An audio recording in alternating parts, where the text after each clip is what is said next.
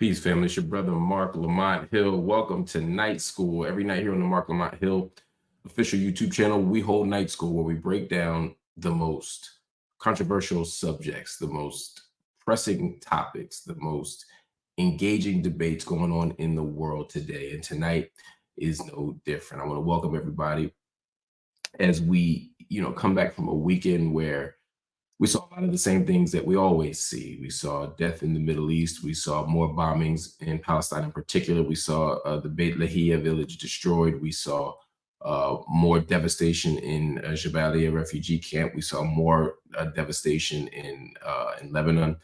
And all around the country, we have been forced to bear witness to so much violence, so much racism, so much misogyny, so much transphobia, so much homophobia. I mean, there's something about a Trump election season that brings out all the messiness and the nastiness that America always has. Trump ain't created, but it brings it to the fore and makes it even more apparent. And it's not just the right. We see so much vicious violence, vicious racism, vicious or mendacity coming from the so-called left, the corporate Democrat Party. And so it's our job to keep track of all of it. And the first place that I want to start is in the Middle East, because right now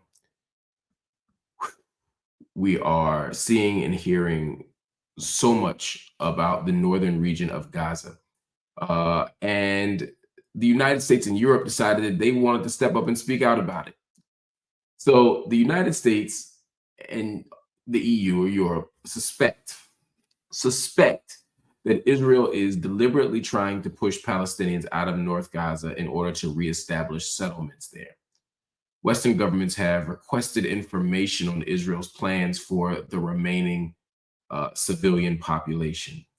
Now, the lack of access to reliable information from inside Gaza is raising suspicions as Israel continues to block humanitarian aid, which we talked about in the Gaza report this weekend, in an attempt to, frankly, starve innocent Palestinians. Now, of course, Israel says that's not the case. Israel says it's not trying to starve Palestinians, that they're not trying to block humanitarian aid. But that argument is becoming harder and harder to defend or even make with a straight face. Western diplomats say that Israel's denial doesn't represent what the IDF, the Israeli, they call them defense forces, the IOF, really, Israeli occupation forces, ground operations are doing on the ground. Just today, the IDF carried out both an aerial assault and a ground assault in Jabalia, killing at least 30 people. That was as of a few hours ago. Now, this is the third time that the IDF has targeted Jabalia, which lead diplomats to express some concern over Israel's real objective. Now, there were some diplomats who spoke off the record to Haaretz news outlet, and they said, and I quote, "We are truly worried that Israel is going to commit something very dangerous that is categorically prohibited by international law." If they said that 5 years ago, if they said that 10 years ago, I would say,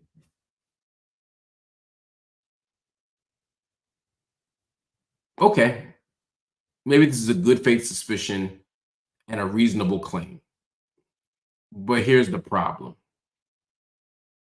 There's no reason to have suspicion. That's like me saying, I suspect Mark has a goatee. No, you don't suspect I have a goatee. I'm wearing a goatee. You can suspect whether it's real or not, whether it's dyed or not, but you can't suspect whether I have one on my face because it's right here. There is no doubt that Palestinians are being starved. There is no doubt that Palestinians are being abused. There is no doubt that Palestinians are being blocked humanitarian aid. There is no doubt that there is a concerted effort by the state of Israel to push Palestinians out of their land, to displace them, not temporarily, but permanently, in a long-term effort to take over the land and build settlements. This isn't a conspiracy theory. The members of the Knesset have said they want to do that. Members of Netanyahu's cabinet have said they want to do that. Former Israeli statesmen have said they want to do that. And everyday citizens love to talk about the legitimacy of the current settlements and the the wisdom of expanding settlements. Now, this doesn't mean that every Israeli feels that way. There's diversity among Israeli people. There's hardcore right-wing Zionists, and there's liberal Zionists who want to oppress and impose the ethno-state in a different way. They want a kinder, gentler, warmer, fuzzier occupation. But at the end of the day, there's no doubt that the state of Israel is doing this, and there's no doubt that the state of Israel is about that action. So when we say they suspect they might be violating international law, and not even that they might be, that they say we are truly worried that Israel is going to commit something very dangerous, that they just genocided officially 40,000+ people, and unofficially maybe hundreds of thousands of people. They've injured 100,000 people significantly. They've already violated international law. They have blown up mosques and in schools and museums. They have destroyed cultural artifacts. They have killed unarmed people. They have bombed refugee camps. They have carpet bombed entire areas. How dare you say you suspect that Israel might do something illegal? Come on now. But that's the discourse right now. And just that admission is going to sound like tough talk to people who are invested, in supporting the Democrats, support people who are invested in supporting neoliberal fascism. That way, because those people can say, well, there's a concerted effort here on the United States side, or on France's side, or Germany's side, or whomever's side. I'm not saying he's the smart like this issue of fascism, or address this issue of violation of international law. They're saying if they see it, they're going to do something. If they see something, they're going to say something. Word, bro? It makes them seem as if they're claiming innocence now. It allows them to claim innocence now. There is no claiming of innocence for what is happening in Gaza at this moment. Come on, that borders on absurd. Now, it is absurd. Speaking of absurd, let's move on to another Jamook. Let's talk about Donald John Trump. At a rally in Latrobe, Pennsylvania, Donald Trump told the crowd that he received a phone call from Benjamin Netanyahu. Now, Trump boasted that Bibi himself, that the Prime Minister of Israel himself, told Donald Trump that he is ignoring U.S. warnings regarding Gaza and escalations in the Middle East. Specifically, Netanyahu is ignoring President Biden and doing not what's best for the United States, but instead doing what is best for Israel. Here's what he said. Like has happened. And Bibi called me today and he said, it's incredible what's happened. I said, it's pretty incredible. But he wouldn't listen to Biden, because if he did, they wouldn't be in this position. And she's worse than him. She's not as smart as him. And I'm not saying he's the smartest. I'm not saying he's the smartest, but she's not as smart as him. And I like that. Wow. So many things there. So many things there. First, the whole she's not as smart as him is like, oh God, you can just smell the sexism and the racism underneath that. But I'm not even gonna go there this time, because that's not the main point I want to get at. It's also interesting that Israel confirmed that it was Donald Trump who called Bibi, not the other way around. So again, Trump says, oh, Benjamin Netanyahu just gave me a call, shoot the shit, to talk, to get some advice, to give his deepest, darkest secrets. No. According to Netanyahu and according to Israel and their official state records, now again, Israel be lying, but I don't see why they'd have to lie about Donald Trump right here. They confirmed that Trump called Bibi, not the other way around. So Donald Trump's lying. And if Netanyahu did in fact say that he's ignoring Biden's warnings, there's a chance that it could have been in response to a quid pro quo. Trump tells Netanyahu to not accept any ceasefire deal in order to bolster Trump's chances of winning the election and therefore giving Israel an even better deal. In other words, we have to assume several things here. First of all, Israel's going to do what Israel's going to do. Israel's always going to operate in its best interest. And Netanyahu has been consistently clear in saying he's not going to cave to the United States. He's not going to listen to the United States. Prime Minister after Prime Minister of Israel has talked about how much control Israel has over the United States and not the other way around. It really is the tail wagging the dog. We know that. So this isn't about Trump or Biden. This is about the relationship between the United States and Israel diplomatically, that has been fairly consistent over the last few decades. The next part of it is, yeah, it's true. Bibi absolutely is not listening to Biden. But also, what is Biden asking for? Biden keeps standing up in the public saying, Israel has a right to defend itself. We're going to keep supporting Israel's right to defend itself. Kamala Harris keeps saying Israel has a right to defend itself. We're going to defend Israel's right to defend itself. So if you're going to keep sending them weapons and giving them diplomatic protection and political cover, then the question is, what are you asking them to do that they're not doing? I would imagine it's, hey, we want a ceasefire. We want this to stop now. It's been over a year. We need a ceasefire. That's probably the ask. And Bibi's just ignoring him. But Biden doesn't stand up and vociferously say, hey, I'm demanding a ceasefire. Israel's not listening. And the reason he's not doing that is because once he publicly demands a ceasefire and Bibi publicly tells him to take a long walk off a short pier, then Biden looks feckless and powerless because he can't say, well, then we're not giving you any money, because then he goes back on his word to always stand arm in arm and not allow even an inch of daylight between him and the state of Israel. So all of that, I think, is real. But then the Trump part of it, we have to be honest about, because I don't want any of you anti-Biden people and anti-Kamala people, which is fine, to believe that Trump is a better option here. Because what Trump has consistently said, even just during this presidential cycle, is, I just want Israel to finish the job. I support what Israel's doing. I just want them to get it done and wipe everybody out. In other words, he's asking for a more aggressive military action. He's asking for a more thorough genocide. It's not like Donald Trump wants a ceasefire. Donald Trump doesn't give a damn about Palestinians. Donald Trump doesn't give a damn about the Middle East. All he wants is his interests met. And for him, a lot of that has to do with getting the Abraham Accords back rolling again, because as soon as the Palestine matter is settled, then suddenly Saudi Arabia can step back in and normalize relations. Suddenly other Middle Eastern countries can normalize relations with Israel. Remember, this isn't a peace deal, it's an arms deal. So Donald Trump has every reason. Donald Trump has every investment. He has every need to stand up and encourage Israel to get the outcome that it wants, as long as it stops all of this. And Bibi at this point knows he can't do anything but get a ceasefire eventually. So there's a great chance that Donald Trump is saying to him, look, I want to be president and you want to stay as prime minister. So here's how we're going to do it. Don't give Biden anything, so that when I come into office and give Biden something, I look like so that when I come in and give Israel something, I look like the hero. I look like the person who stepped up and did his thing with no problem, right? Biden couldn't bring a deal in a year. I come in a day and suddenly there's a ceasefire. That's the kind of magic he wants. And you might say, well, why would Bibi do that? What's in it for him? Well, Trump is going to say, well, if you do that, if you do me that solid, if you let me look like the hero in this, I'll give you a deal that even Biden won't give you. And that's saying something, because Biden is an ardent, self-described Zionist. Biden is a person who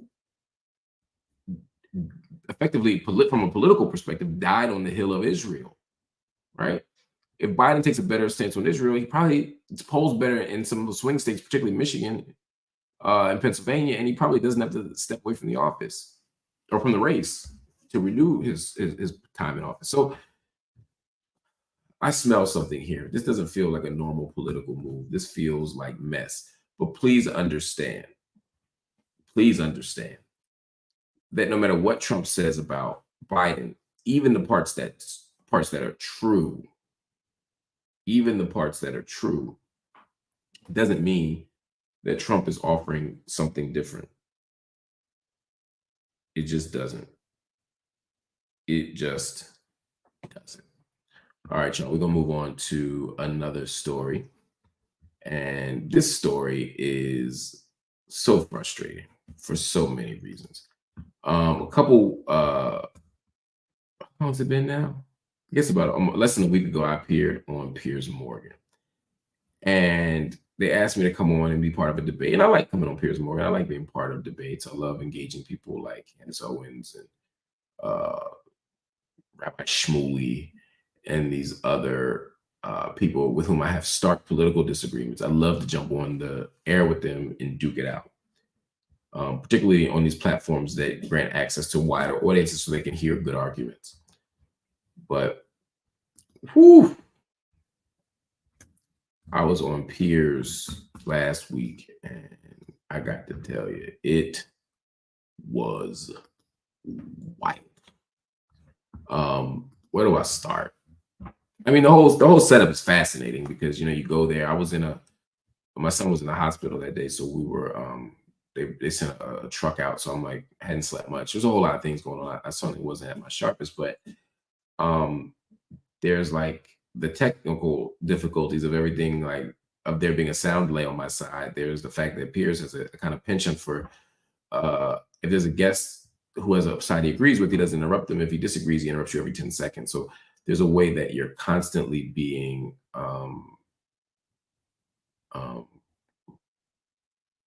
sort of pushed in different directions. I'm used to it. I've been on Fox News for a million years. I mean, from a million years ago, I was on Fox News. So I'm used to that. I just don't enjoy it. But still, I was happy to be on the platform, and I was happy to have this, I think, powerful and interesting conversation. It went in lots of directions. It started off about Diddy, which was crazy. We'll talk about that later. But one of the moments that struck me the most was around Kamala Harris. So I was invited on the Piers Morgan show with Candace Owens and podcaster and former rapper, or current rapper, a legendary rapper, Lord Jamar. And one of the topics was about President Obama's speech to Black men, the one I addressed a couple weeks ago, telling them that they have a responsibility to vote for Kamala Harris. Piers asked Lord Jamar for his response to that call. And Lord Jamar gave an analysis that was troubling to me.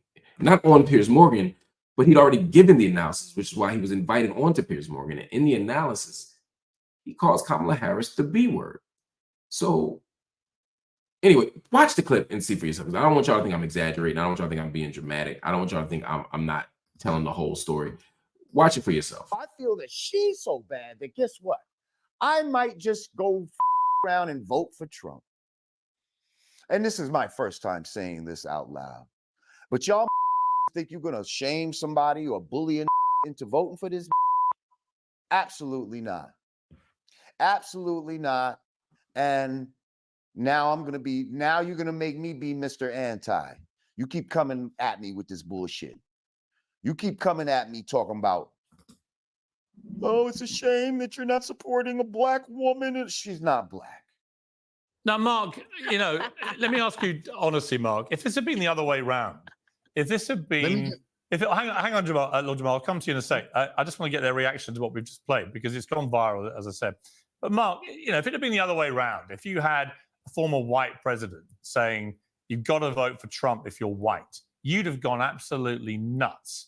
So why is it okay for Barack Obama to order Black people to vote for Kamala Harris, given how unpopular she currently is to the extent where Trump is ahead in 5 of the 7 swing states? Why should they? So a couple of things. First, no one should vote for anybody based on identity politics. You should never vote for somebody because so Obama's wrong. Black, right? Yeah, Obama's wrong. I mean, I didn't vote for him. I love that. Oh, Obama's wrong. Yeah, Obama's wrong. Yeah. So we all agree. But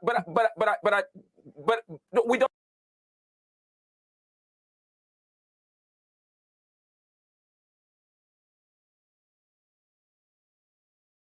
So cable news is so funny, right? The first thing is like there's this idea that everybody has to be on one side or the other, that you're either liberal or conservative, Democrat, Republican. So it's so Obama's wrong, as if that like paints me into a corner where I'll be afraid to say it. Like, I don't know. Damn, yeah, Obama's wrong. Right? But their reason for saying Obama's wrong is different than my reason for saying Obama's wrong. You know, I don't want to pathologize Black men. I don't want to demonize Black men. I don't want to make it seem as if Black men are failing in their democratic responsibilities to vote for Kamala Harris. That's all ridiculous. And that's the narrative that Obama's advancing. they're advancing, Candace Jamar and Piers were advancing this argument somehow that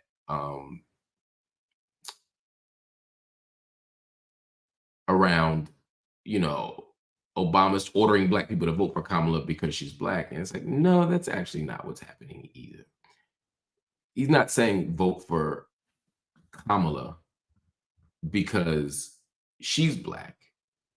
The argument is vote for Kamala because you're black. In other words, he's making a case that Kamala Harris is in the best interest of black people. He would make the same argument for Hillary Clinton. He would make the same argument for Joe Biden. Not that she's black, but that if you are black and care about your own interests, vote your interests. Now, the question is that your interest, right? Is Kamala Harris your interest? Is Hillary Clinton your interest? Of course, no. Is Joe Biden your interest? No. So you can disagree with Obama, but disagree with him on the proper terms. But none of that, for me, is the point. My issue, my concern is Lord Jamar saying this, and I'm going to play it for you one more time because I found this to be quite disturbing. Listen to this tape one more time. So bad that guess what? I might just go around and vote for Trump. And this is my first time saying this out loud. But y'all think you're gonna shame somebody or bully into voting for this? That's the part. That's the part that I can't rock with. You gonna shame a nigga into voting for this boop B word.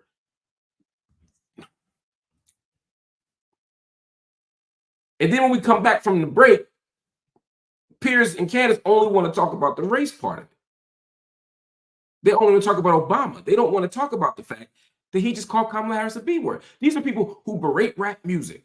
These people talk about all the misogyny in rap music, talk about all the hatred in black culture, all the blah, blah, blah, blah, blah. When it's time to beat up on black people, they're quick to do it. But somehow, in this exchange, the fact that he just openly and internationally declared that Kamala Harris was the B word shook no tables to them.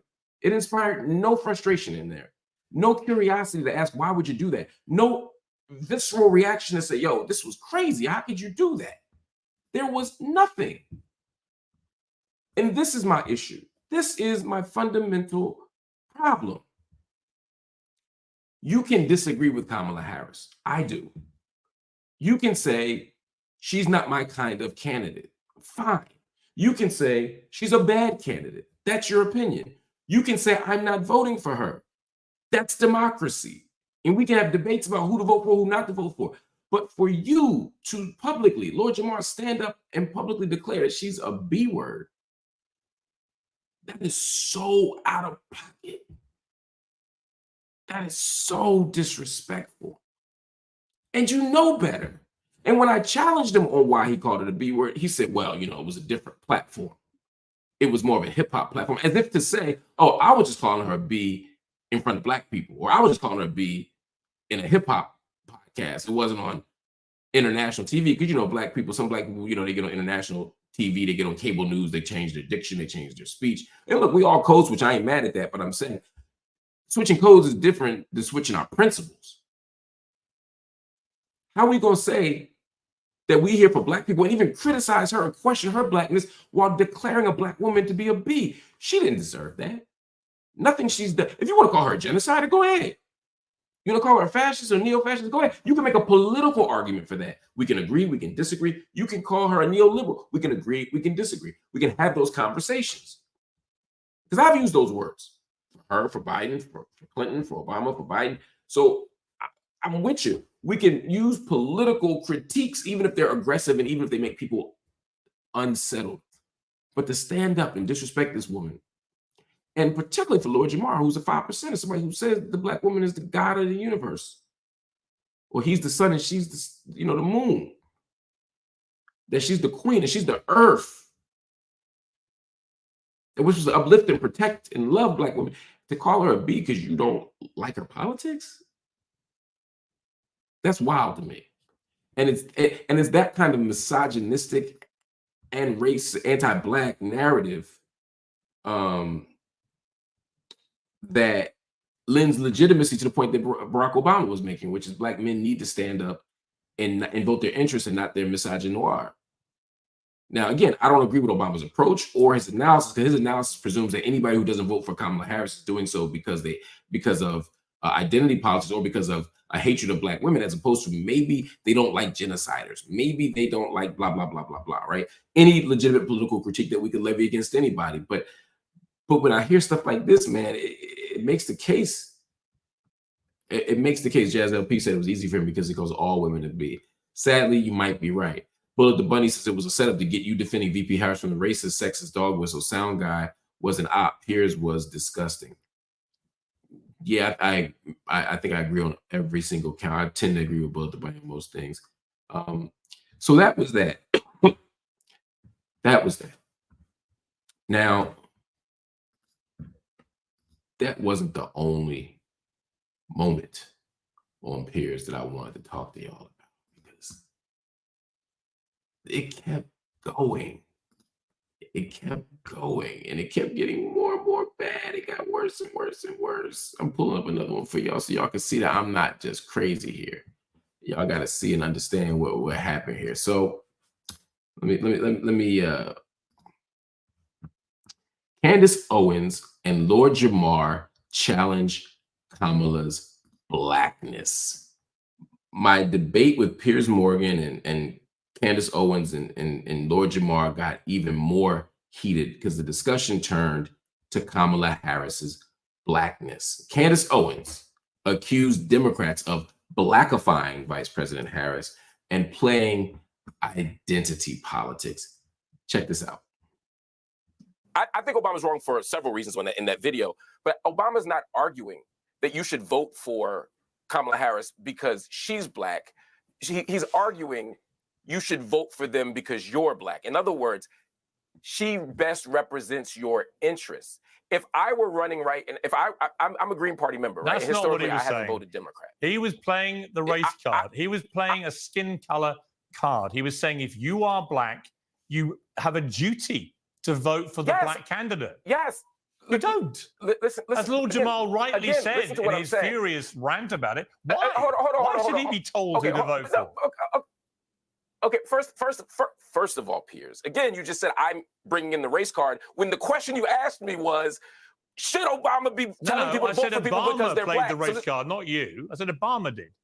Oh, then I misheard you. I apologize. I apologize. I misheard you. I'm wrong. You're right. So to the point, Obama is saying that Black people, again, I disagree with him, but let's disagree with him for the right reason. He's saying that as Black people, vote your interest. Don't reject this person. As a Black person, you should vote for the person that uplifts the Black community. That's her. And don't let your patriarchy, don't let your hatred of women, don't let your this make you not do it. My issue with it is it frames Black people and Black men in particular as pathological and people who act against their interests, and acts as if Black men don't. Also, it's ahistorical. Black men actually do vote Democrat. I argue more than they should. So I think it's wrong for lots of reasons. I disagree with Jamar, though, my brother, calling her. And again, I heard a bleep. I've been in the hood a long time. From that context, it sounded like you were calling her the B word. I couldn't see it, but I heard it. I'm not going to vote for that. Bleep sounded like the B word. I can't imagine a circumstance where we need to call her that. You know, in real life and in music, and if there's just no reason for that. She doesn't deserve that any more than she deserves to be told that she's not qualified to run a Dunkin' Donuts. Those types of comments, I think, are unnecessary, even if you might agree that Black people shouldn't be sheep. How does she disrespect you? By placating to me, by giving me word salads and all kind of nonsense, acting like she doesn't have to answer questions, being the artful dodger. That's very disrespectful. You think she deserves to be called a B for that?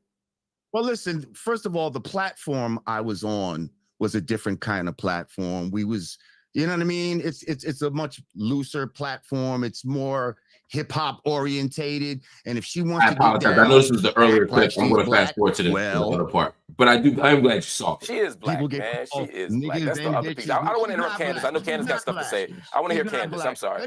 She is Black. And you're being particularly hypocritical, bro. She's not Bro, you've been real hypocritical. Let me clear two things up. First of all, Piers, you had a guest on named VJ or something that said I never voted or something like that. I don't know where he pulled that out his ass from, but yes, I have. Glad you had, yeah.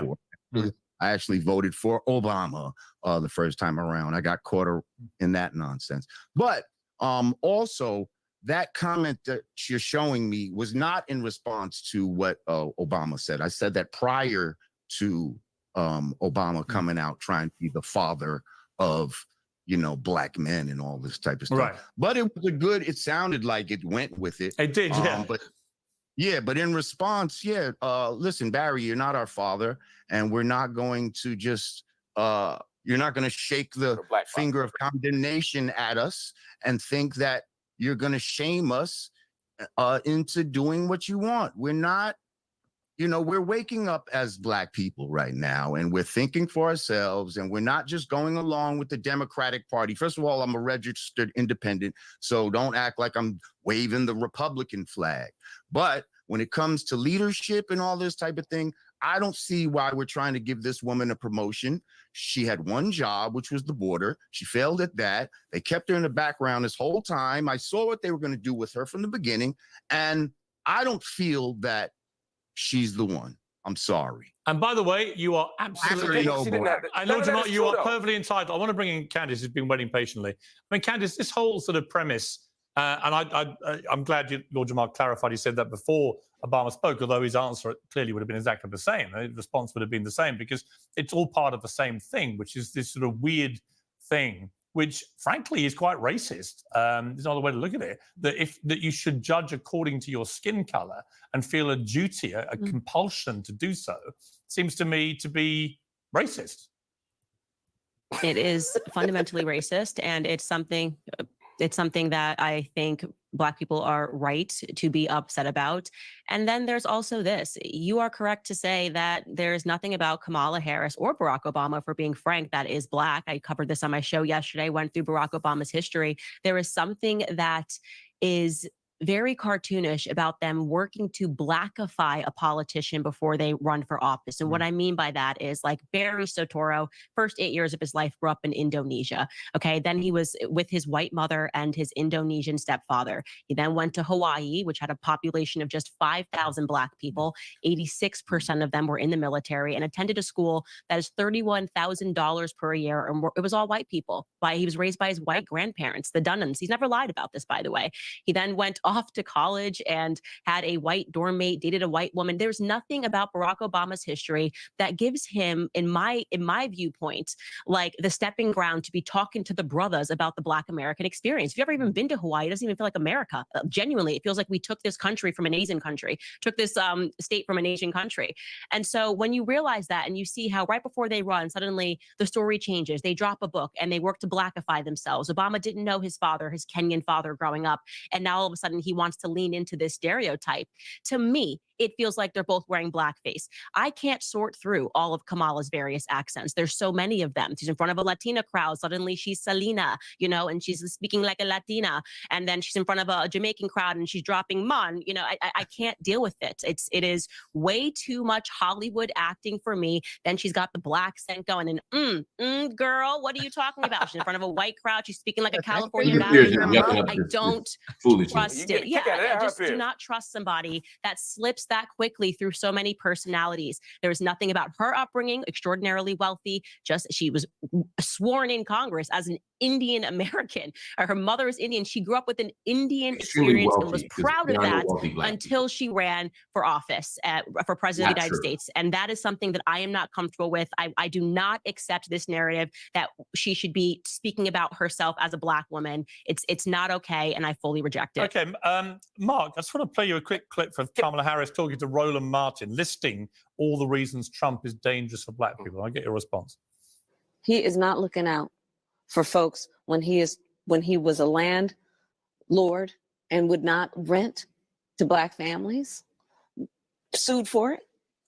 When he took out a full-page ad in the New York Times against those 5 teenagers, Black and Latino, who were innocent, saying they should be executed, the Central Park 5.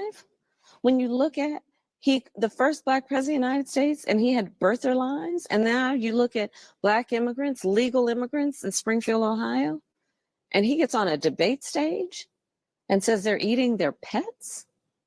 Come on, this man is dangerous. And my question mark is simply Her this. family owned If slaves. he's so dangerous to black people, why is it that his popularity is growing, particularly with black men, and Because of Kamala these Harris is Negroes on falling from where it stage. was with Joe Biden, who was white? Because of these Negroes. Well, I think part of it is because of the steady disinformation and misinformation campaign. Again, I am a critic of Kamala Harris. I'm literally watching her co-sign and underwrite as vice president and on the campaign trail a vicious genocide in Gaza. I ain't got no time to support or defend Kamala Harris on a lot of issues. I think there's a very practical and pragmatic reason to vote for her, and that is to say, I don't want Donald Trump.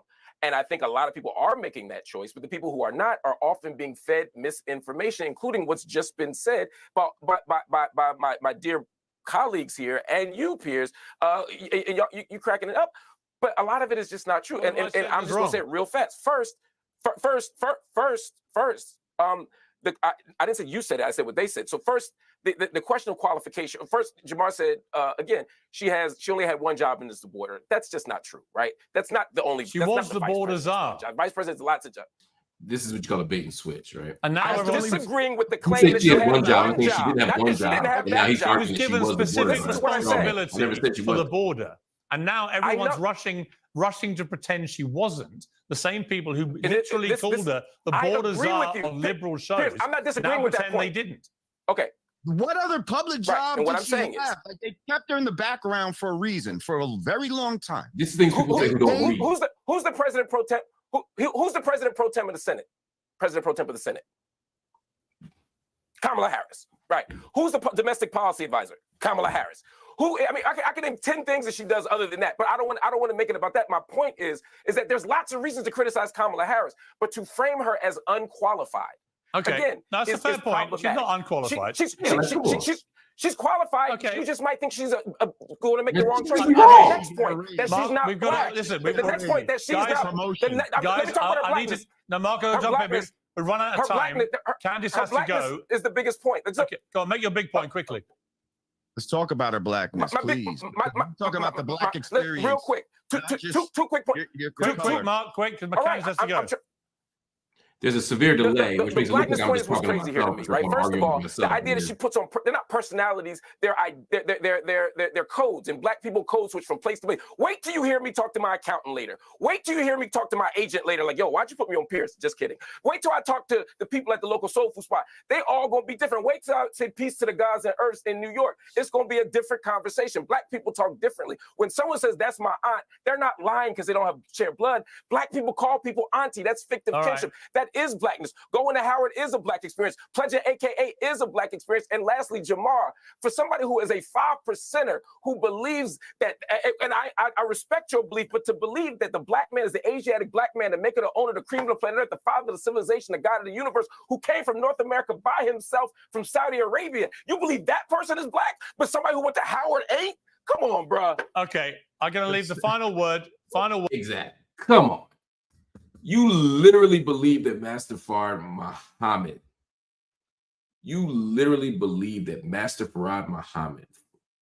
from Saudi Arabia, who looks white, has straight hair, and came here to North America in 1930, is the embodiment of black maleness. But Kamala Harris isn't? Come on, man. That shit sounds crazy. That shit sounds crazy. And I love Jamar, that's my brother, but he wrong as two left shoes on that one. So this whole discourse around who's black and who's not is so foolish because it's so beside the point. Let's say Kamala Harris isn't black. Let's say that she's some secret agent conspiracy theory cooked up in some lab or some political, boardroom. What does that have to do with Gaza? What does that have to do with jobs? What does that have to do with transportation? What does that have to do with housing? What does that have to do with education? Make the case that Kamala isn't good for black people. Make the case that Kamala is a genocider. Make the case that she is a carceral feminist. There are lots of critiques you can make of Kamala Harris, and then those who defend Kamala Harris can engage in the debate. But you cheapen the argument and distract by pointing to her blackness. You shouldn't vote for Kamala Harris because she's black. You should vote for Kamala Harris or Donald Trump or Jill Stein or Cornel West or Claudia de la Cruz or whoever because you're black. In other words, you should vote for the person that best advances your interests. Who cares what color they are? Advance your interests. But to say to somebody, I'm not voting for Kamala Harris because she's not really black, I'm going to vote for Donald Trump. Is Donald Trump black? That's foolishness. But there is a whole cadre of black men out there who are cheapening the conversation and distracting from the issues. People like Judge Joe Brown, for example, who are cheapening the issues by focusing on the wrong things. And this is the last, so I promise I'm not gonna be doing this every day, all day, but this just frustrated me this weekend. Judge Joe Brown completely and fully disrespected Vice President Kamala Harris. And I gotta call it out. It was disgusting, it was shameful, and unfortunately, it's not surprising coming from Joe Brown. If you don't know Judge Joe Brown, he is a former TV judge who has been disgraced a million times over. And he remains unapologetic about his attacks on Kamala Harris. In the summer, he called her a hoe. In the summer, he disrespected her. He lied about her lineage. He did all these things. And then this past weekend, another clip went viral of him going in front of a crowd and very clearly and very loudly and very disrespectfully and very disturbingly, I'll even say disgustingly, went after the vice president in a way that is completely out of bounds. Listen to what he said. I'm gonna hurt somebody's feelings, but we got a witch running for president. That woman is the worst kind of sleaze you can ever think of. I was in California when it was going down. And I used to represent 40 years ago a whole chunk of pimps and hoes in Memphis. And I know a hoe when I see one. And when I see a hoe, I know she got a pimp. And I want to find out who the pimps are that we getting tricked out on the benefit of. Who are the pimps that this woman is working for? And I see some decent ladies out there. I've met a few of you. And I resent the fact that you got a hoe that's being your face. You see, tomorrow is yesterday today. So today was yesterday and it'll be tomorrow.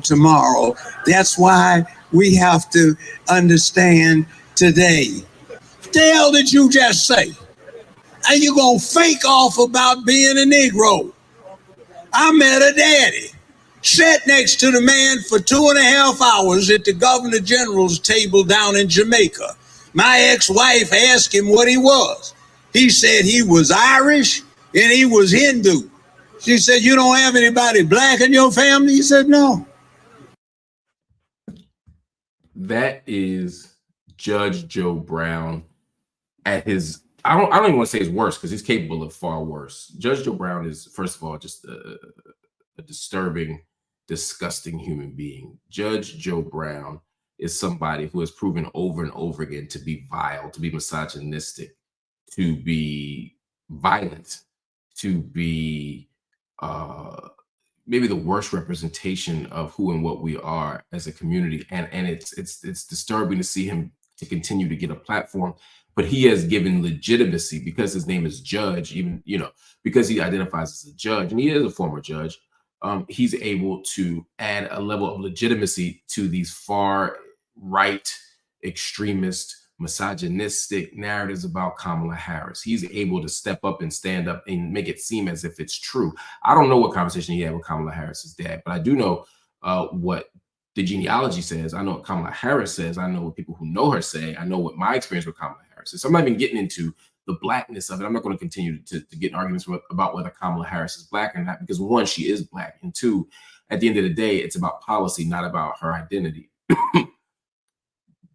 But to stand up and call her a hoe, Judge Joe Brown, this is the same Judge Joe Brown that used to give moral reprimands to Black people and Black men in particular about standing up, about defending women, about being, he said, to impose order and morality in our community. That's a quote from him. And now he's saying something quite different. What is it about Kamala Harris that makes him act in such a disgusting and disturbing manner? I don't know if it's a mental break or if he's just being who he always was. We had a very spirited, in fact, a very nasty debate or argument where he just started yelling all over the place about Bill Cosby, where he basically said that the women who were assaulted allegedly by Bill Cosby got what they deserved. So it's no shock that if you believe that women who are sexually assaulted allegedly got what they deserved, then it makes it very clear that you're going to hate Kamala Harris. The question, though, is at the core, what is with all this hatred for Black women? And this is the thing that frustrates me. Again, you cannot vote for Kamala Harris. You cannot trust Kamala Harris. I don't trust any politician fully. But Lord, why is she being subjected to levels of hatred and levels of disrespect that we've almost, no, I'm going to say that we have never seen before. And even if you're some kind of sexual Puritan and you believe that Kamala Harris acts out of bounds, and again, there's no evidence of that, but even if you believe that, then what the hell is Donald Trump? Donald Trump the one with all the kids, with all the different people. Donald Trump is the one accused credibly of sexual assault. Donald Trump's the one who keep catching all these cases. How is he not the target of any moral criticism, of any moral outrage, and yet Kamala Harris gets all the smoke, Joe Brown? Now, to be clear, I asked Joe Brown to come on here and have the conversation. I wanted to have this exact conversation with Joe Brown tonight. And a month ago, or 6 weeks ago, he said he wanted to have a conversation with me. He said he wanted to have a debate with me about this very matter. Because again, remember, he started this back in the summer. And today he said, well, I'll come on, but I need you to give me $10,000. First of all, Judge Joe Brown ain't worth $10,000 if he had $10,000 in his pocket. But second, it speaks to the idea that he has created a cottage industry out of monetizing the misogyny, monetizing the patriarchy, monetizing the hate, not just against Kamala Harris, but against Black women everywhere. These are the incels. These are the bros. These are all the people who spend so much time trafficking and hate against Black women. That's what you're seeing. And Judge Brown is becoming their leader. And that's some scary stuff right there. All right, y'all, we're going to take one more quick break. And when we come back, got to find a word for it.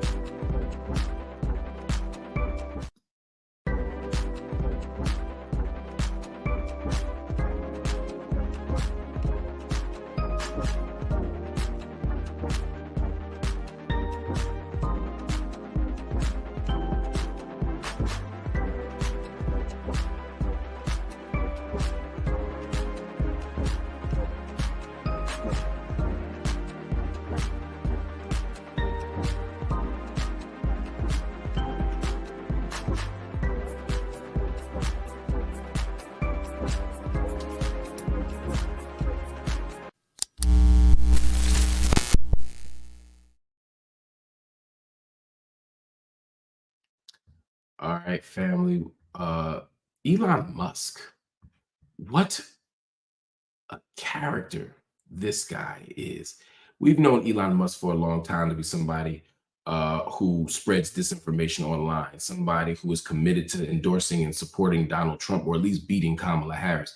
But now he's taking that to a new level. Elon Musk is literally buying votes. That's right. He's going to crucial swing states and bribing voters. Musk is giving away $1 million every day. I want you to hear these numbers. $1 million every day to voters who live in swing states or register to vote and sign his petition supporting the U.S. Constitution. He's already done it in my home state, Pennsylvania, which prompted Josh Shapiro, the governor of Pennsylvania, to rightly sound the alarm and encourage law enforcement to take a look. People on social media are asking Merrick Garland, the attorney general, to do something, anything to stop this. He's effectively saying, I'm going to pay lots of money to get people to vote the way they want. There's one thing to say, look, I got policies that I'll put into place if Trump wins, vote for him. It's another thing to say, here's money for a vote. We're now starting to get into illegal territory. But it's a reminder, again, that billionaires are trash, number one. But two, that big money is what's influencing our elections more than anything else. So we need to speak up. We need to ask the Attorney General's office and our local or statewide governors and attorneys general to step up, because we cannot allow this to happen without resistance. All right, family. Some of y'all said Mark got a jacket. I swear it's a coincidence, but I do have a jacket on a very special occasion. Bill Williamson says, let's all take note of the blazer. I'm wearing a whole suit, family. You're right. But I swear to God, it's a coincidence. But nevertheless, let me just say, happy anniversary. Happy anniversary. Happy anniversary. Today, October 21st, marks the 1-year anniversary of the Marc Lamont Hill official YouTube channel. Although we started night school in the spring, we started the channel on October 21st, 2023. And over the course of the last year, we have developed an amazing community of people. We have built up a strong cadre of supporters. We have built, I think, programs and hosts and venues and conversations that have mattered in ways that I didn't even anticipate. A year ago, I didn't know how this channel would do. And now we have, we quickly hit the 6-digit number of subscribers. We're still growing. We have multiple programs on the channel. We're still growing. And we have so much love and support. We've entered and even been the leader of news cycles. We've done things that I didn't expect us to do in a year. And so I'm grateful to you, the viewers, for making that happen. I want to thank my entire staff for making that happen, but I got to give an extra super duper duper duper duper duper duper duper special shout out to Princess, who oversees the channel, who EPs the show, who does all the magic. I literally have never had anyone be this effective, this loyal, this consistent on a day-to-day basis, day after day after day. Princess does the work. Princess offers support. Princess works harder than anybody I've ever imagined. And with the exception of her unfortunate sports taste, she's just a wonderful person. So shout out to Princess. Everybody, please, when you get a chance, say some kind words about her in the comment section, because she is the dopest. But I also want to thank the rest of my staff, Cecilia and Jess, for making this happen. Other folk, editors, bookers, other people besides Cecilia and Jess who produce and book and do the amazing work every single day. There's so many others out there that I want to thank. But most importantly, I want to thank you again, the viewers. This channel only works when you're here with us, and you've been riding since day one. So thank you, and let's hope for another year, and another 5, and another 10, and another 50. We're gonna rock this thing out. Hasna, thank you for gifting a membership in honor of that. So I'm going to ask you all now, family, in honor of the 1-year anniversary, please, please, please hit that like button. Let the YouTube algorithms know that we're here and we ain't going nowhere. Hit the subscribe button so that our social media footprint gets bigger, so that more people get access to this content. And of course, now is a great time to hit the join button. Hit the join button and become a monthly paid subscriber to the channel. That allows us to have the financial stability that we need to do another year and to keep expanding and growing. If you're already a member, if you're already a bronze member, jump to silver. If you're already a silver member, jump to gold. Just something to consider, because we need your support more than ever. And if you don't want to make a long-time commitment, you can make a one-time commitment. Go to Cash App right now, PayPal, Venmo, or Zelle. Cash App, PayPal, Venmo, or Zelle, and drop something in. $1 would be amazing. $1 million would be really amazing. Anything in the middle, we're grateful for. But we could meet our financial goals if everybody tonight could drop $10. Again, think about it as a one-time monthly tuition payment. If everybody watching right now would drop $10 in, we could meet all of our financial goals for the month. It's our anniversary. We're building, we're growing, and we could use the support. Thank you, and I'll see you later.